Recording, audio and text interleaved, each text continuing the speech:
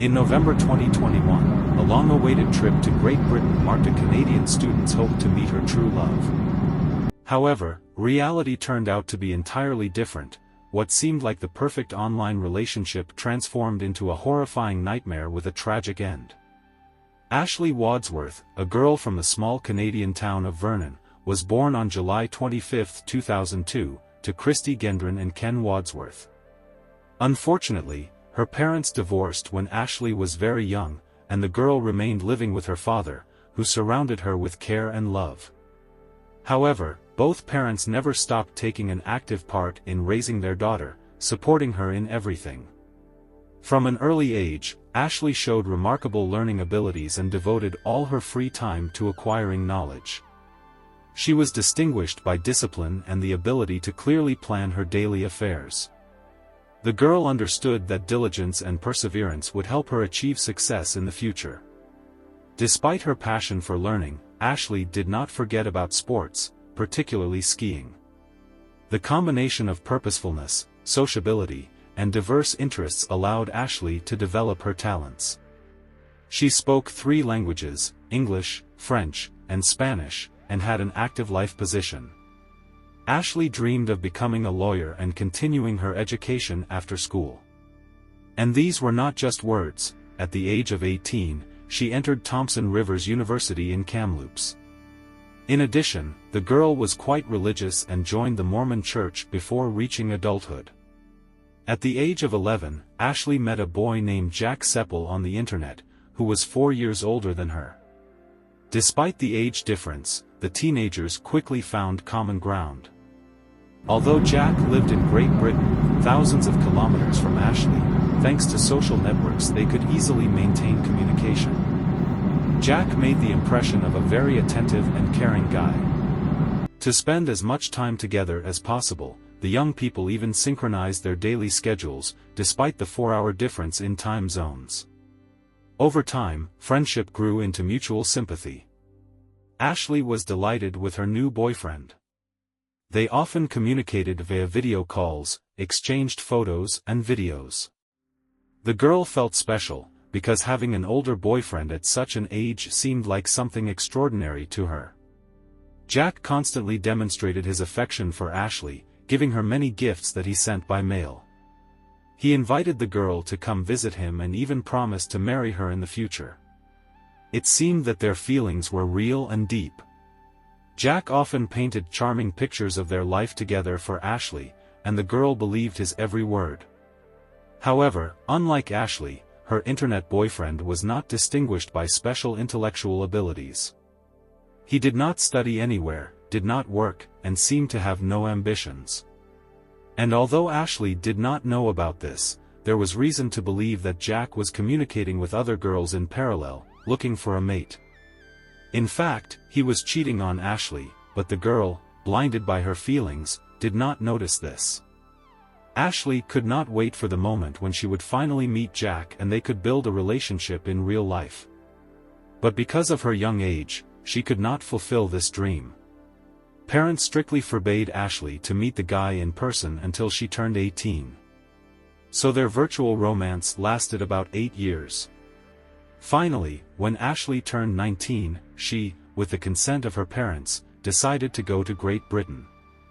To make her dream come true, the girl took an academic leave from the university for a whole year and saved money for a long time for the cherished trip.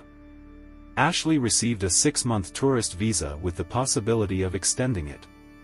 The girl perceived this trip not only as an opportunity to meet her beloved, but also as a chance to travel and learn about the culture of another country. However, it would be reckless to immediately embark on such a long journey. So first Ashley, together with her family, made several shorter trips to gain experience. In particular, she visited Mexico and California. Ashley's parents did not share their daughter's enthusiasm for this trip and hoped that with age she would change her mind. But Ashley was steadfast in her decision to meet the guy she had known for 8 years and considered almost family. Despite her parents' serious concerns about their daughter traveling to another continent to meet a little-known person, Ashley was adamant in her decision. Due to reaching adulthood, she was no longer subject to parental prohibition, so her family could only hope for the best. When Ashley's father saw her off at the airport, he could not even imagine that this would be their last meeting. The girl carelessly set off towards the unknown, not suspecting the chilling past of her 23-year-old chosen one. It turned out that Jack already had 8 convictions for a whole series of crimes related to domestic violence. His ex-partners were so afraid for their lives that after breaking up, they went to the police and obtained court orders prohibiting any contact with him.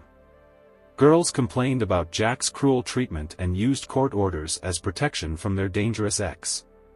Even the guy's own mother, 55-year-old Tracy Dalton, was forced to resort to similar measures after her son attacked her in her own home in 2014, seriously damaging the car and smashing windows and doors.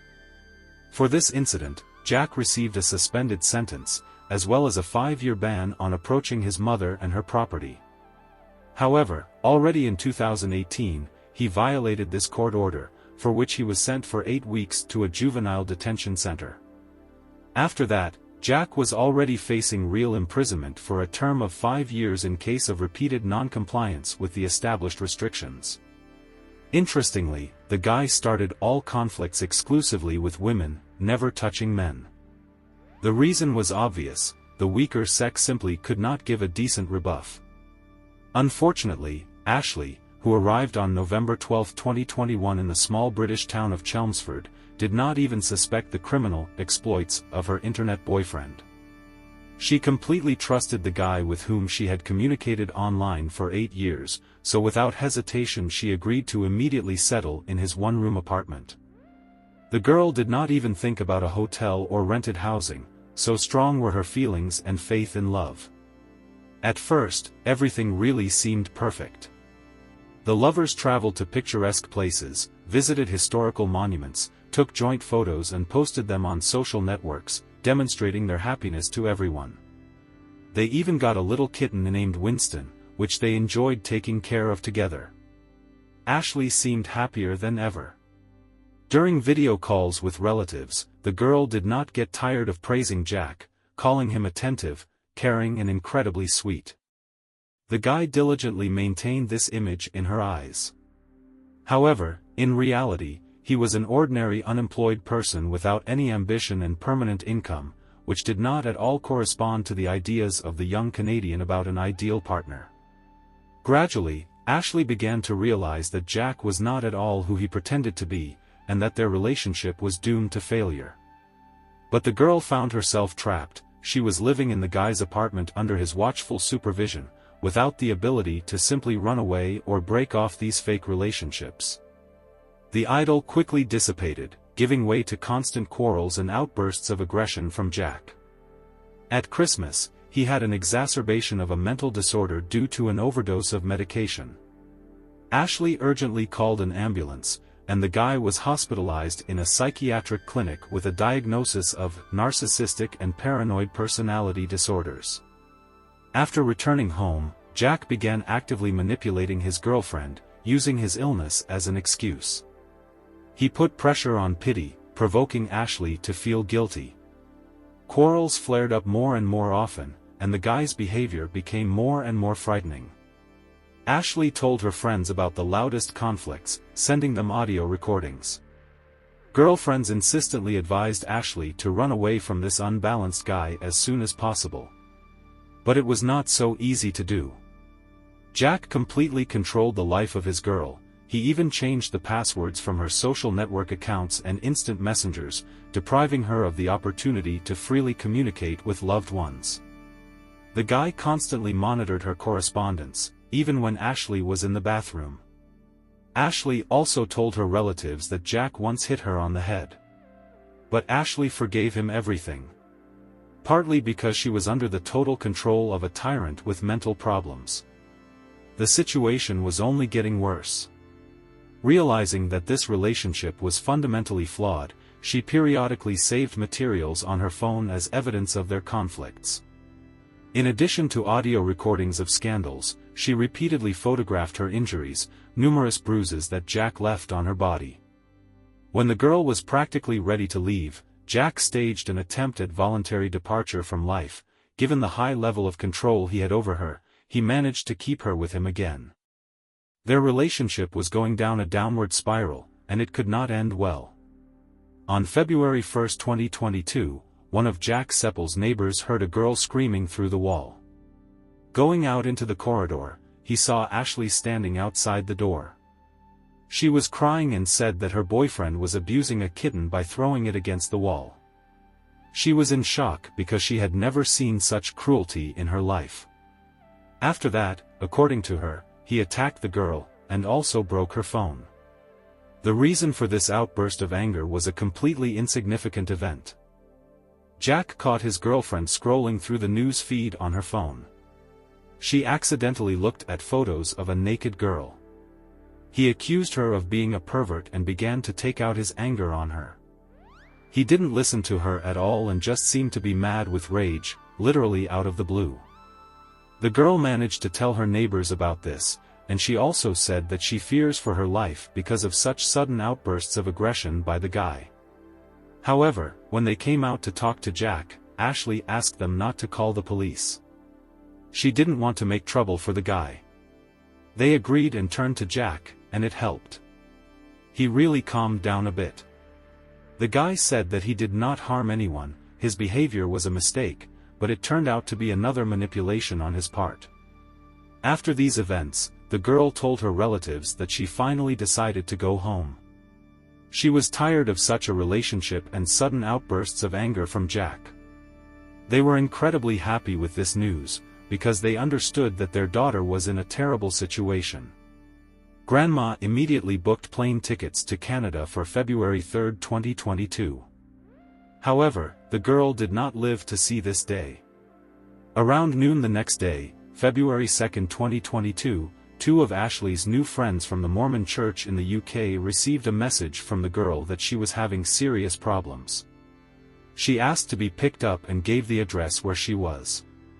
This information was sent from a new account, signing her name, because he controlled everything related to her accounts. However, none of the friends could react quickly, because they were at the church service. A couple of hours later, these friends of Ashley were free and received another message. Already from the main account, which said that she was all right. And it seemed strange. Despite the fact that the message was sent from her own number, it was not at all in her manner, which caused legitimate suspicion. They knew that she was going to move away from the domestic tyrant and was on the verge. For this reason, the girl's friends decided to check if everything was really good with her. They arrived at the house that their friend indicated. It was Jack's apartment. No one opened the door for them on the spot, but it was heard that someone was walking inside. After consulting, they decided to call the police to have the officers check on the girl. Girlfriends called the 999 emergency service. Law enforcement officers arrived around 4 p.m. They tried to persuade the owner of the dwelling to open the door, but it did not work. At 4:13 p.m. local time, law enforcement finally broke down the apartment door. When the officers entered the bedroom, a chilling picture opened before their eyes. On the bed lay the mutilated body of Ashley, next to which was Jack Sepple. The girl was brutally stabbed to death with a knife. Experts counted dozens of stab wounds on her body. The room resembled a bloody slaughter rather than a place where a young couple had lived just a few hours before. The police immediately called an ambulance, but it was too late. The medics who arrived at the scene only stated the death of the girl. She showed no signs of life. The official time of death was recorded at 4:38 p.m. A forensic medical examination established that in addition to numerous knife wounds, there were also signs of strangulation on the victim's body. However, it was the knife blows that proved fatal. According to experts, the killer inflicted more than 90 blows on the girl.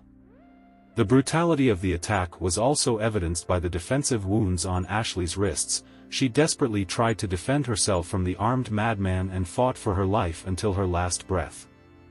Most of the fatal blows fell on the chest area, which caused the girl to have almost all vital organs damaged: the heart, lungs, liver. This fact indisputably proved that the attacker purposefully tried to kill his victim by striking at the most vulnerable places. In addition, a large number of bruises of varying degrees of prescription were found on Ashley's body.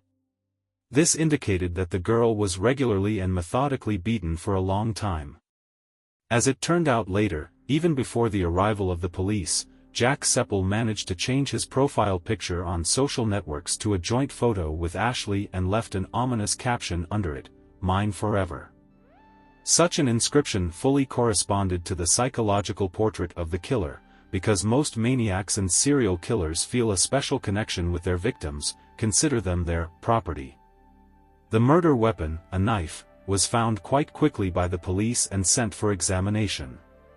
The results of DNA analysis confirmed that the blood on the blade belonged to the deceased girl. And the fingerprints on the handle completely coincided with the prints of Jack Sepple. There was no one else in the apartment at the time of the arrival of law enforcement officers. So, given all the evidence gathered, there was no doubt about the involvement of the sadist killer in this monstrous crime. Jack was arrested. At first, he refused to give any testimony, but eventually, on September 7, 2022, after 3 consecutive interrogations, he pleaded guilty.